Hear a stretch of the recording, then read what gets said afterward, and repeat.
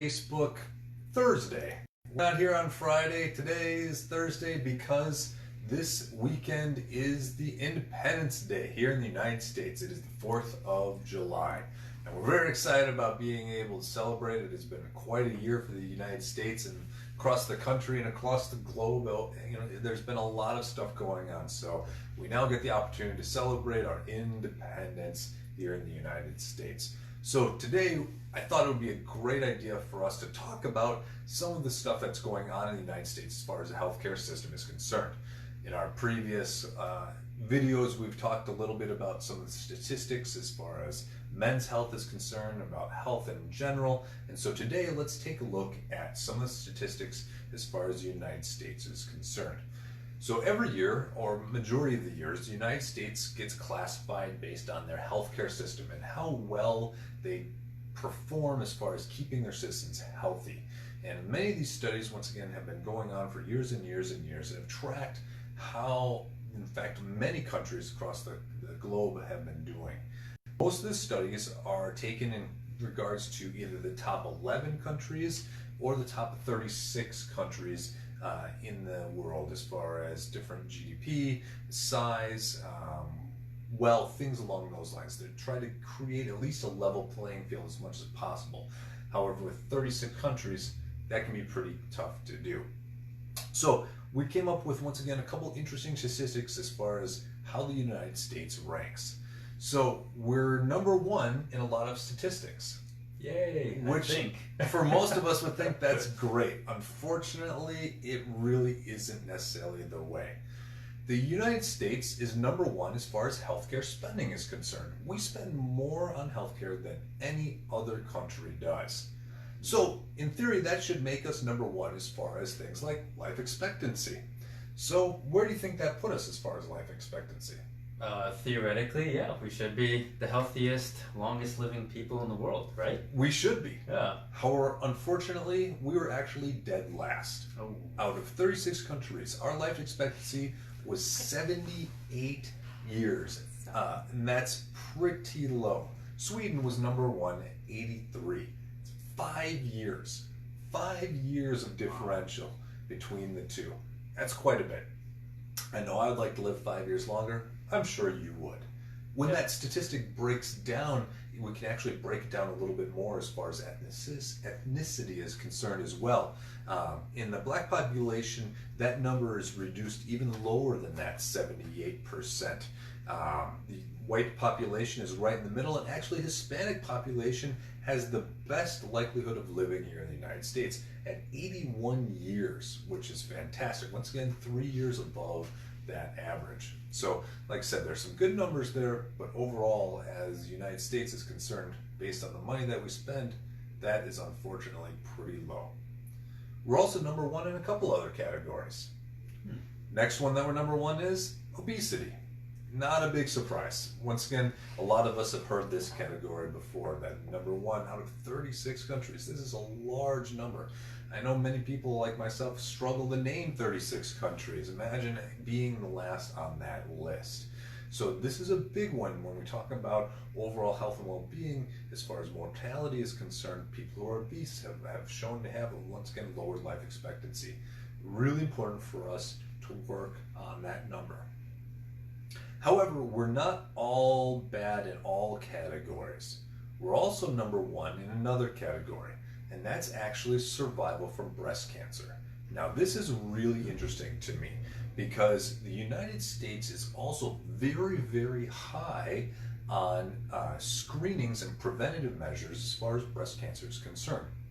I think we're number either one or number two as far as that is concerned. So when we get out and are proactive as far as our healthcare is concerned, the United States and the population of the U.S. is really good at staying healthy. And when we're proactive, our healthcare goes up considerably. And unfortunately, a lot of us are not proactive in healthcare because, once again, when we take a look at the statistics, the U.S. is number two as far as the least amount of doctor visits per person across the globe out of these 36 countries. So people are not going to their medical professionals for the right things. They're spending money, but unfortunately, they're not getting health care that they need. So knowing these things, Dr. Botros, what should we do about it? What are some steps that we as Americans can do to help change around some of these statistics? Well, I think there's a few key principles to keep in mind when addressing some of this stuff if we really want to make a dynamic difference with some of these statistics. So one of the two key pillars that I like to talk about is the difference between being reactive versus proactive. And so this, when it applies to our health, are we waiting till we have pain? Are we waiting till things start to dysfunction? Are we waiting till our memory starts to decrease and our joints start to ache and our breathing becomes difficult? Or are we getting ourselves being more proactive and getting these things checked as a part of a regular, healthy, active lifestyle? We see, like you mentioned earlier, breast cancer, thankfully, we're doing quite well out of the other industrialized countries in the world, which is awesome. And reason being is because we're trying to prevent and catch this thing early and not waiting as a reaction to it. We're not waiting till, oh, okay, I've been having this dull ache for years and I think this one is more swollen than that one. We're trying to catch these things earlier. Same thing in another video we talked about prostate cancer. Because it's constantly being tracked and we're always looking out for it, the success rate in dealing with prostate cancer is very, very good. So one of the things we want to do is we want to see what are some things we can be more proactive in, okay? So look at your body, look at the things and the structures that you put a lot of stress on. Your teeth, right? Are you getting your teeth checked on a regular basis? Are you getting your spine checked on a regular basis? Are you going to your medical doctor to have the workup that you need to be having?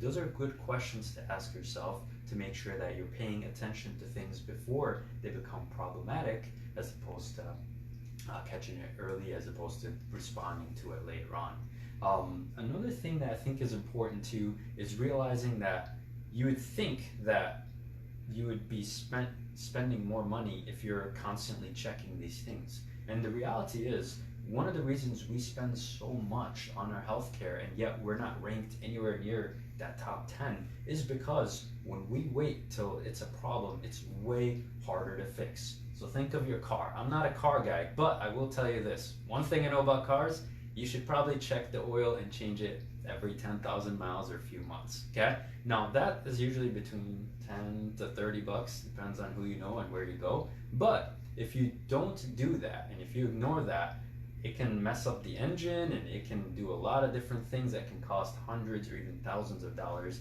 where it might actually end up being cheaper to buy a new car. Same thing happens with the body here too. Absolutely, and we see it over and over again.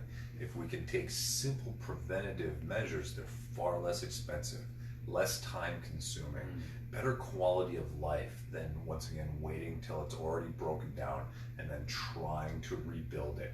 And in some circumstances, and I know you see this in your office, we get patients that come in, they say, Doc, I've got these issues, and unfortunately their body's broken down to the point where they just really can't be taken care of anymore. They've become a permanent injury, there's permanent damage, and they've just waited too long, and we hate seeing that.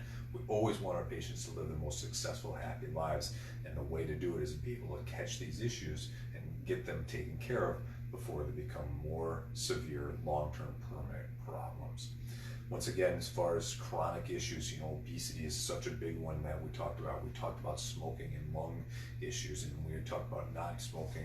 But once again, there's other things that you can do as far as sugar management is concerned as well. If I was trying to manage my sugar levels, how would I go about doing that? So the first thing you need to realize about sugar is it's something that we've been brought up thinking that it's okay to have sugar as a part of a treat for yourself. We give it to our kids generally in school if they answer the questions right. I remember in math class, if I got an A in algebra on any exam, and this wasn't just for me, anyone in the class, we'd get a cookie. So that was probably the best grades I've ever gotten, but it was also the heaviest I was in middle school too. So we see sugar as very benign, very no big deal. Let's give them candy, let's buy this, let's treat myself to some ice cream or some dessert, but it has some very serious consequences if you're consuming it at a high dose and especially for a long period of time. As a matter of fact, a great demonstration of this is might be familiar with type 1 and type 2 diabetes, but have you heard of type 3 diabetes? So type 3 diabetes is the new term that they're starting to give to actually Alzheimer's dementia. And they're finding that there's a strong relationship between the high sugar consumption, high processed carbohydrates, and the degeneration of the nervous system in charge of memory and different parts of the brain. And so Alzheimer's dementia is now starting to get the nickname of type 3 diabetes. So it's really important that we realize that, yes, once in a while, that's okay, and there are a lot of healthy alternatives.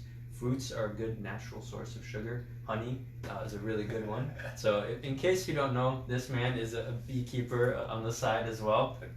Yeah, I do that as a side project. It's a lot of fun. So it's awesome. Keeping the environment healthy and doing my best for the country. So. And it tastes delicious. I got some, and my family loved it. It didn't last at all. It was so good, and it's all local too, so it's wonderful for you. And stevia, it's a natural plant that's naturally very sweet, and it doesn't seem to spike up your hormones and inflammation the same way that sugar and all these different sweeteners can as well. So yes, these are great things, great alternatives, things that we can do on our own that don't take very much effort. They're very simple. You know, when I work with patients as far as sugar management is concerned, I always tell them, you know, we want to avoid certain things, but don't focus on avoiding these things. Focus on eating healthy things. When you start taking in all these other healthier foods and healthier options, you naturally don't have time or don't have the want for any of these extra sugary things. So work on thinking about what are the good foods I can fuel myself with? What are the good healthy foods I can fuel my brain with? And that'll go a long way with keeping it so that you can function at your optimum. So today, once again, it's Thursday the 3rd. So we're going to be, Thursday the 2nd. So we're going to be celebrating our Independence Day from, once again, the country on the 4th. But today we want you to celebrate and work on your Independence Day from our healthcare system. We want you guys to get out there and break the mold, break some of these statistics, become independent, declare your independence, and go and be more healthy. Don't be part of these statistics. Be a better part of what you can be. So that's what we have for you today as far as our Facebook Thursday is concerned. Once again, if you have questions or comments or you want us to do certain topics, please contact us. Feel free to leave comments below on this feed. You can call our office at 414-332-0859 or go to chiropracticcompany.com and feel free to email us, contact us any way that you can. But on behalf of Dr. Botros and myself, Dr. Scoyk, I hope you all have a very safe, healthy Independence Day.